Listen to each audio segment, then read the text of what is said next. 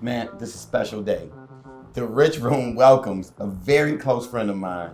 I mean, he's the governor of Pittsburgh, Chase Patterson. JB. Oh, man. Cheers, brother. Thank you. Appreciate Man. Thank you. What a beautiful space, man. Thank you very much, man. Thank you.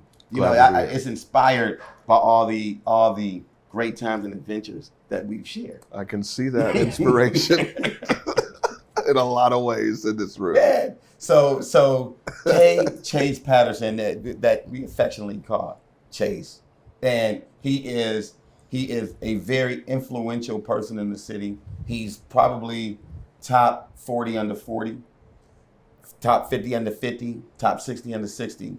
He's simply the shit, and that's why I wanted him here. Because again, with the whole message of inspiring and motivating, you need to hear stories about this guy. Because he's not a guy that you're going to read on the front page of the sports section. You're not going to read about him on the front page of any paper outside of the work that he's doing, the kids that he's helping. I mean, this guy's mission. And you know what? I'm going a little bit too far in. Chase, tell me about you, man. Who are you? What do you do? And why do I feel this way about you? Well, I think you feel this way about me because I'm real. I am the same person in any room I'm in. That's true.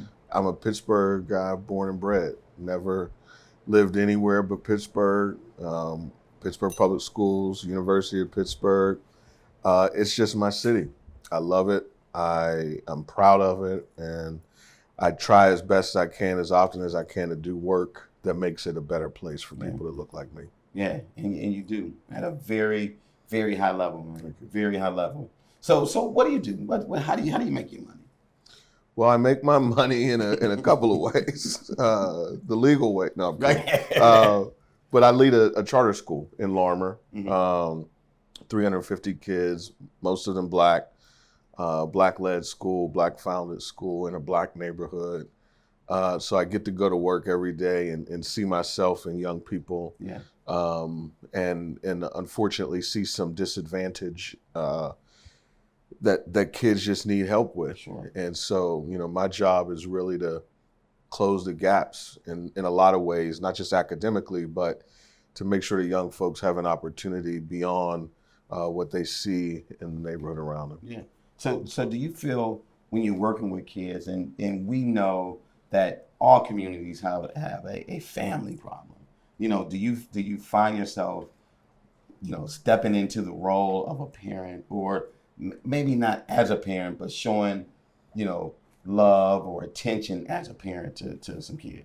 Every day. A lot of my job, and does not take away from the good fathers that most of my students have. Yeah.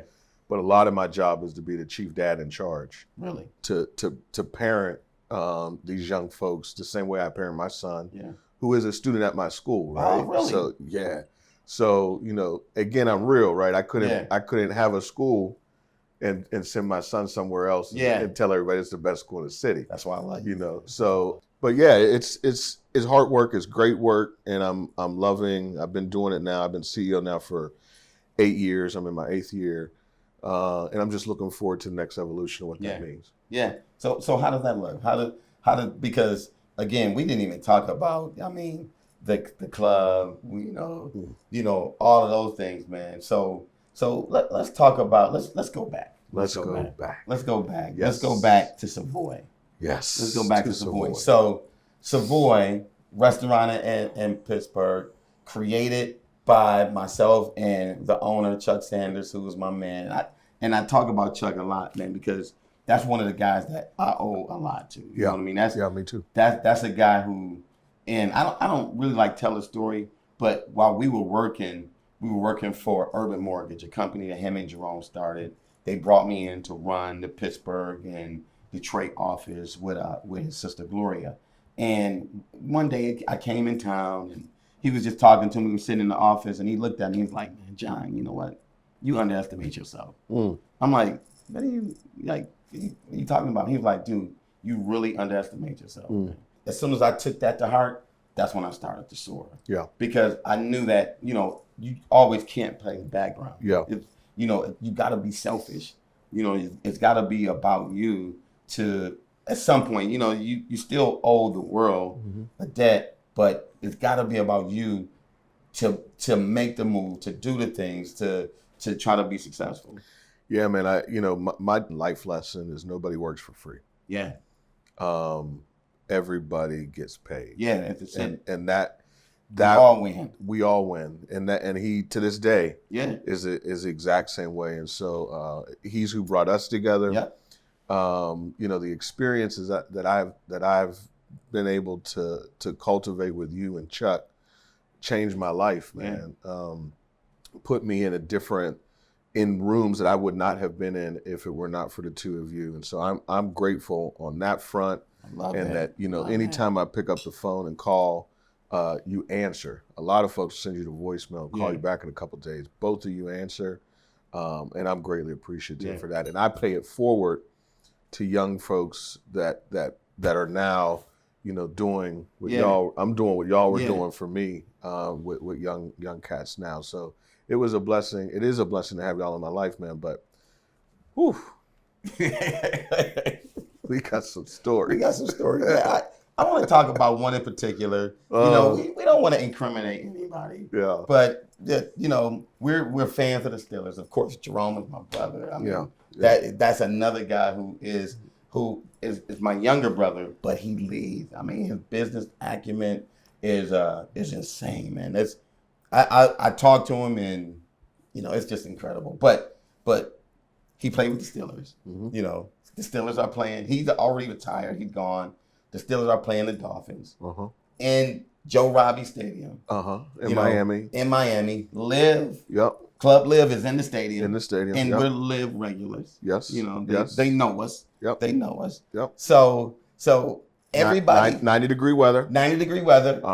We're already in Miami. You're already in Miami. We went hard the night before. You went hard the night before. You had some obligations you had to attend to. Yes, I so did. You came in late. Yeah. And you got a little advice. I did get advice. Yes. You got a little advice from you. Yeah, exactly. And I'll tell you what that advice was. Yeah. I'm staying at the Gansevoort. Yes. Chase, as soon as you get in, leave your luggage at the bell desk. They'll take care of it for you. Find a Haitian cabbie. It has to be a Haitian. Find a Haitian cabbie. Downhill, what's up? And they'll get you right to the stadium. No problems. Cool. Judd, what's up? Follow those directions.